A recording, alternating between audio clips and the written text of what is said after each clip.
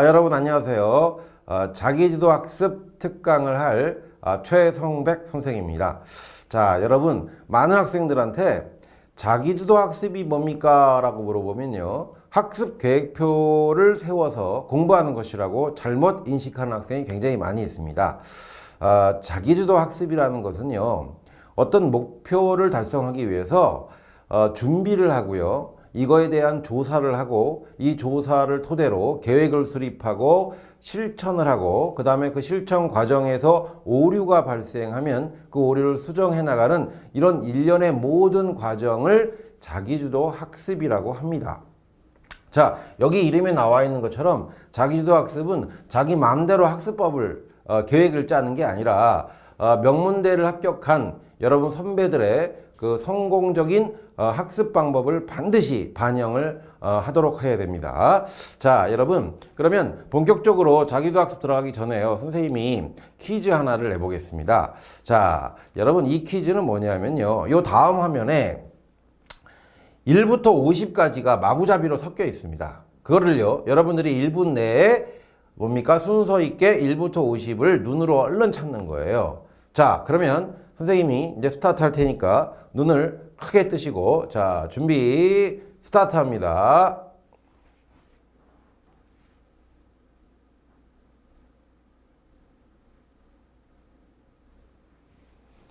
자, 여러분 아직 1분이 되지 않았는데요. 여러분 1분 내에 찾기는 굉장히 힘들 겁니다. 왜냐하면은 이 1분 내에 찾으려면 마구잡이식으로는 불가능하고요. 약간의 요령이 필요합니다. 그래서 선생님이 이제 이 요령의 정답을 한번 보여드리도록 하겠습니다. 자, 여러분 아까 그 숫자에다가 이렇게 9개의 박스를 만들었습니다. 이 박스를 만든 다음에 여기서부터 잘 째려보면요. 1, 2, 3, 4, 5, 여기 조그맣게 6이 있죠. 그 다음에 여기 7, 그 다음에 여기 조그맣게 8, 그 다음에 뭡니까? 9, 그 다음에 여기 다시 10, 그 다음에 11 이렇게 계속 돌고 돌면서 50까지의 숫자가 여러분 배열되어 있습니다. 자, 여러분 이런 요령을 아는 학생은 굉장히 짧은 시간 내에 이 숫자를 볼 수가 있는데요. 이 요령을 모르는 사람은 절대 주어진 시간에 숫자를 찾기가 어렵습니다. 자, 여러분 선생님이 이 퀴즈를 낸 이유는 뭐냐면요. 여러분의 그 학습 공부도요. 이렇게 요령이 있어야 된다는 겁니다. 자, 선생님이 이런 가정을 한번 해볼게요. 전교 1등 학생이 있어요. 그 다음에 전교 150등 학생이 있습니다. 이 두 학생의 생활 패턴을 보면요. 아침에 등교를 해서 1교시부터 7, 8교시까지 이제 그 정규 수업을 하고요. 그 다음에 이제 저녁이나 오후에는 보충학습을 하거나 아니면 방과학습을 하거나 아니면 뭡니까? 야간자율학습을 하거나 또는 학원을 다니거나 또는 EBS 인강을 듣거나 이렇게 시간을 채워나가죠. 그러다가 한 11시에서 12시가 되면 보통은 다 이제 수면을 취합니다. 그렇죠. 보통 공부를 잘하는 학생이든 못하는 학생이든 하루의 일과는 거의 비슷해요. 그런데 시험을 봤다 하면 한 친구는 전교 1등을 하는데 한 친구는 전교 150등을 하죠. 왜 이렇게 똑같은 시간을 하려 했는데 이렇게 현격하게 차이가 크게 나냐면요. 전교 1등 친구는 주어진 시간의 남보다 더 효과적인 등수를 올릴 수 있는 요령을 알고 있기 때문에 그래요. 자, 선생님이 여기에 우물 그림이 하나 나와 있죠. 자, 모든 학생들한테 삽을 한 자루씩 줄 겁니다. 그 다음에 이 삽 가지고 땅을 10번 팔 기회를 줄 거예요. 그 다음에 그 10번 땅을 파서 우물을 찾으라고 선생님이 명령을 내렸습니다. 그러면 많은 학생들이 일반적인 학생들은 이렇게 우물을 찾죠. 여기에다가 삽질 한번, 여기 한번 해보고 여기 한번 해보고 한 번씩 다 삽질을 해보죠. 그런데 결국은 원하는 우물을 찾을 수가 없어요. 그런데 좀 영리한 친구들은요. 이 주변에 약수터가 어디 있을까? 수맥이 어디 흐르는 곳이 없을까? 하고 다양한 방법을 통해서 물을 찾습니다. 그러다가 자기 생각에 여기에 우물이 있을 거라고 판단이 있으면 여기를 10번 열심히 삽질을 하죠. 그래서 원하는 우물을 찾습니다. 그게 영리한 학생과 보통 학생의 차이예요. 자, 그래서 여러분 학습은요 반드시 요령이 있어야 된다라는 거를 기억하시기 바라고요. 자, 두 번째는요. 내가 원하는 대학에 입학을 하려면 여러분 노력도 중요하지만은 반드시 전략이 필요합니다. 자, 여러분 무슨 말이냐면 정시로 대학을 갈 것이냐, 수시로 대학을 갈 것이냐. 수시로 가면 내가 논술로 대학을 갈 것이냐, 아니면은 뭐 면접으로 대학을 갈 것이냐를 판단해야 되고요. 그 판단에 맞는 전략을 남보다 똑같은 환경 속에서 남보다 효율적이고 성공적인 전략을 짜야 됩니다. 자, 그러면 오늘은요, 이 요령과 전략을 그죠 함께 담아서 자기도 학습을 본격적으로 한번 배워보도록 하겠습니다. 자, 그러면 자기도 학습을 시작하겠어요. 자기도 학습의 시작은 뭐부터 시작을 해야 될까요? 여러분, 자기도 학습의 시작은 바로 목표 설정에 있습니다. 이 목표 설정이라는 건 뭐냐면 내가 고등학교 때 원하는 대학과 또는 원하는 학과 또는 원하는 직업을 정확하게 목표 설정을 하고 있는 학생은 원하는 대학을 갈 가능성이 90% 이상이 되고요. 목표가 없는 친구들은 합격할 가능성이 30% 이내가 됩니다. 자, 여러분, 조선일보에 이런 기사가 나왔었어요.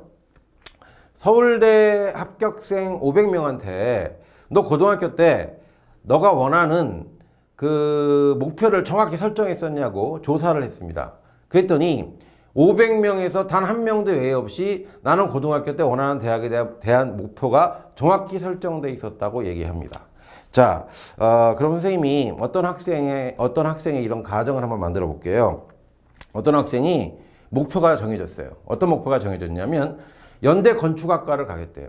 그러면 연대 건축학과라는 목표가 설정이 되면 이 학생은 인터넷 네이버나 다음에 지식 검색을 통해서 이 연대 건축학과가 논술로 갈 수 있는 곳인지 아니면 논술을 안 보고 면접으로 갈 수 있는지를 찾기 시작합니다. 그래서 여기가 면접으로 합격한 면접 전형이라고 판단이 있으면 이 학생은 논술 공부를 하지 않고 면접 준비를 집중적으로 하기 시작하겠죠. 그렇죠? 그래서 선생님이 말하고 싶은 거는 목표가 설정이 돼야지만 구체적으로 다음 단계를 준비할 수가 있다라는 거예요. 학습은요, 주입식 학습이라는 게 있고 목적성 학습이라는 게 있어요.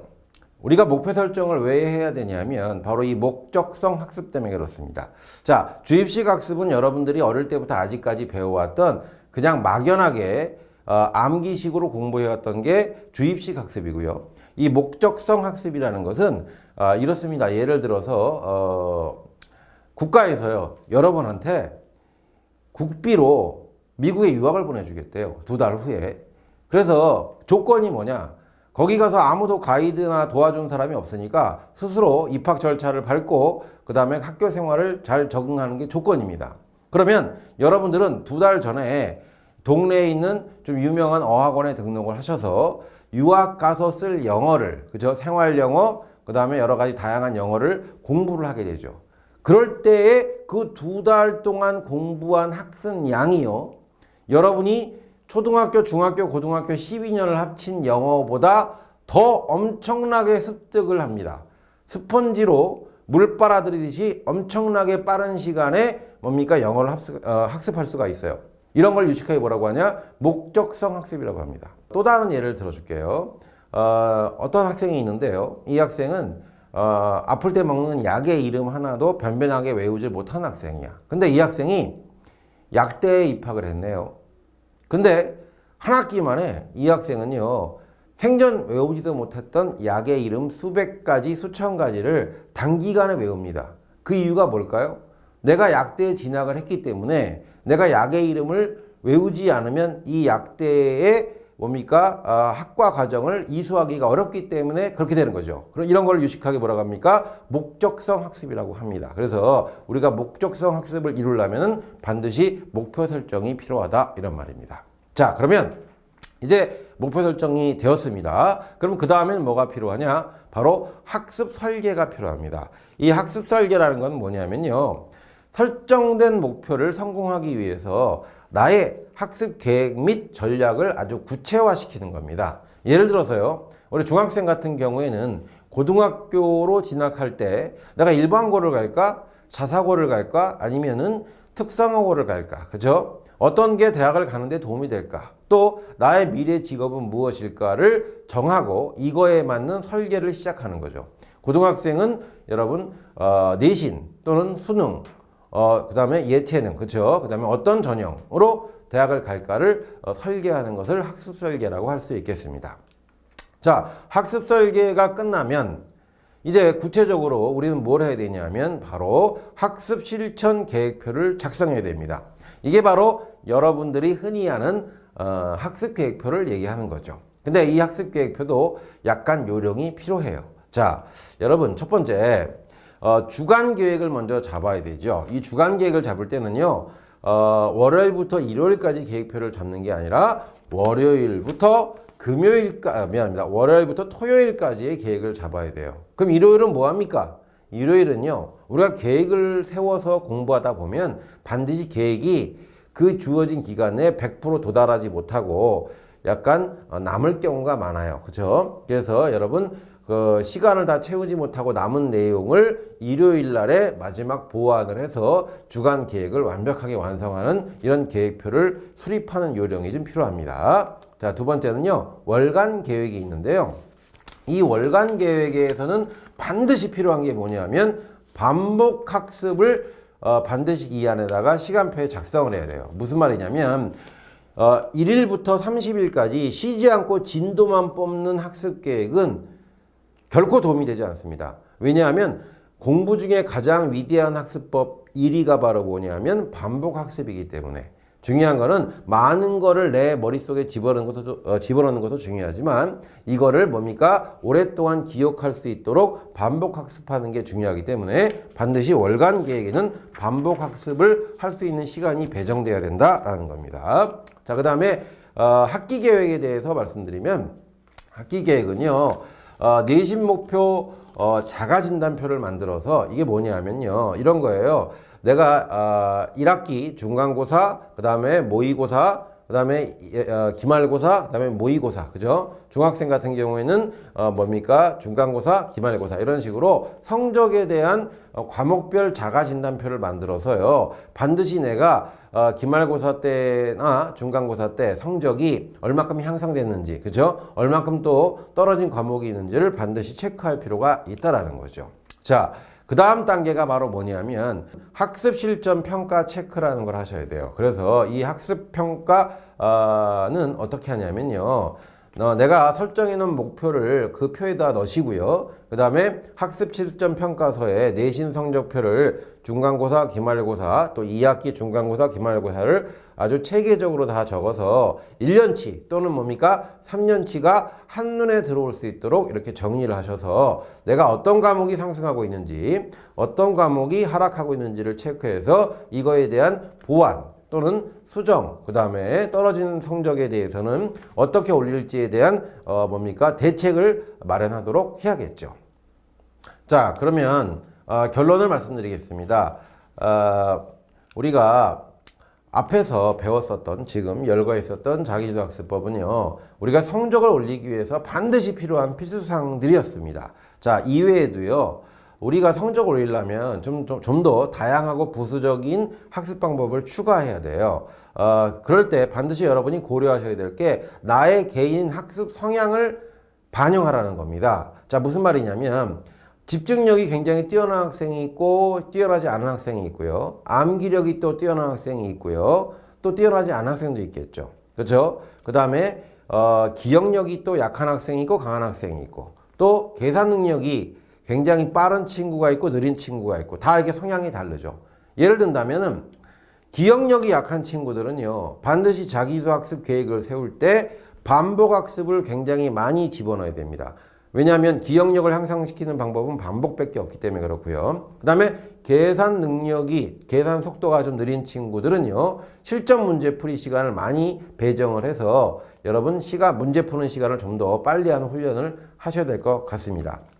자, 여러분 오늘 배운 내용이 여러 가지가 있었는데 여기서 가장 우선적이고 중요한 것은 바로 이 목표를 설정하는 거예요. 이 목표를 설정해야지만 내가 원하는 미래 직업, 학과가 정해지고요. 그 미래 직업과 학과에 맞는 나의 학습 전략과 학습 계획이 수립되고요. 그 다음에 그 계획이 수립되면은 이거를 실천에 옮기게 되고, 실천을 하면서 나의 문제점을 파악을 해서 이걸 보완을 할 수가 있는 겁니다.